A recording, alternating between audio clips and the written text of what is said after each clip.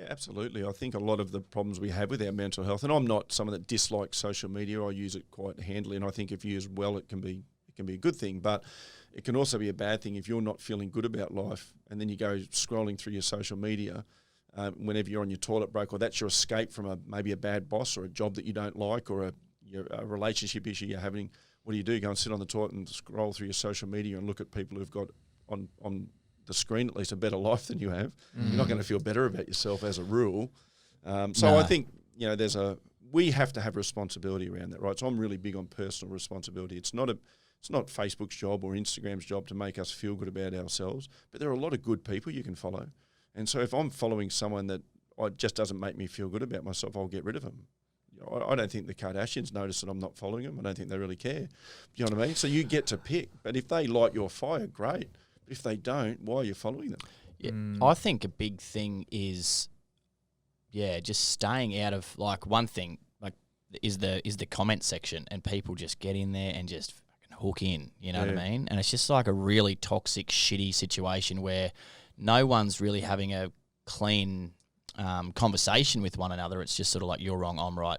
You know? We're just yelling at each other. They are, yeah. And it's sort of like, because I see stuff all the time, and like I'll see a post or something, and I'm like, oh, like, I disagree with that. But I'm like, there's no point. Like, I just cut myself out. I was like, I'm not going to comment on any of that sort of shit. Don't invest your time and energy into it. Because no matter what I say, no one's really going to give a stuff, and they're just going to come back and counter it and say you're a dickhead. So I don't, you know what I mean? Like, it's just a waste of my time. Just because you've got the forum to have an opinion doesn't mean you have to have an opinion. And there's a saying 100%.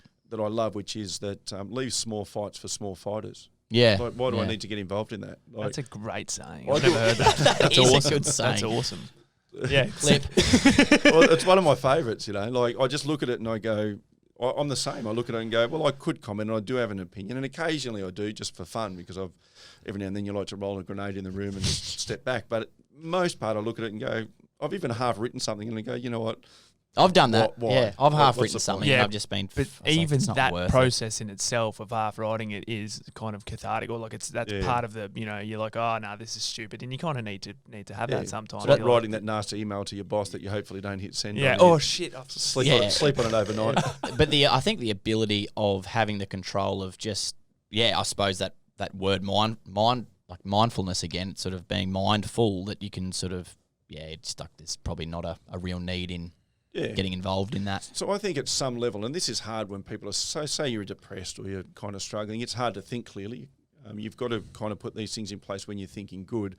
But I think you need to be able to step back from things and have personal responsibility. And I use the word responsibility, not by its traditional term, but more the ability to respond for a positive outcome. Because we're all going to respond to everything that happens. We respond.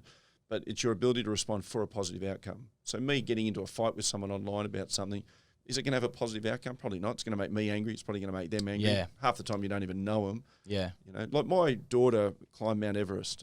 She did it twice at 19. At 19, yeah. Yeah, That's 19 insane. and 21 years of age, right? So she's quite a high performer. She had her first attempt at 17. Apple doesn't fall far from the tree. Yeah, she's a bit of a high performer, you think. she goes all right. But she had her first attempt at 17 and her second attempt at 18. There were two natural disasters that stopped her climbing. Now, the interesting thing is we're the same, because Joe Rogan once said he never reads the comment section because he knows that there'll be people that love him and there'll be people that just be bombing him. What's the point? Yeah. But she, as a teenager, what's the constant thing we hear is that kids these days are in front of their screens. They won't go out and do things. They're not contributing to society. But every now and then when you did read comments, there'll be people having a go at her who didn't know her.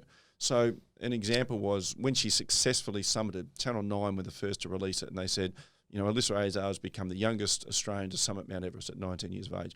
And there were a lot of comments that said, oh, that's awesome. There were a lot of comments that said, who cares, which is fine. You can have that opinion.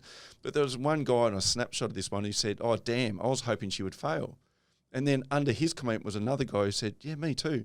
And I think, what is wrong with you people that you care what a teenager's doing, who's out doing something pretty cool, but you hope she failed? What is wrong in your life? I 100% agree. And it's sort of what the effort and time people invest into shit is profound. Yeah. Like you see it all the time. And that same thing is on social media. You just see the same people that are always on there just hooking into one another.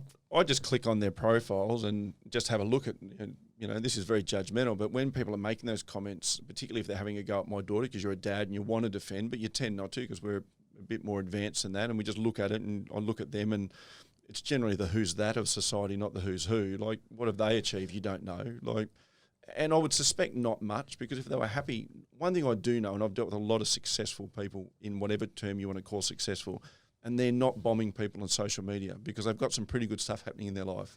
So the most successful people I know, I've got no doubt, and I don't know him, but I've got no doubt Richard Branson isn't sitting on Facebook at night bombing people. Because he's not happy that someone else is achieving something. What's that? Every year he's hired someone else to do it at least. But that's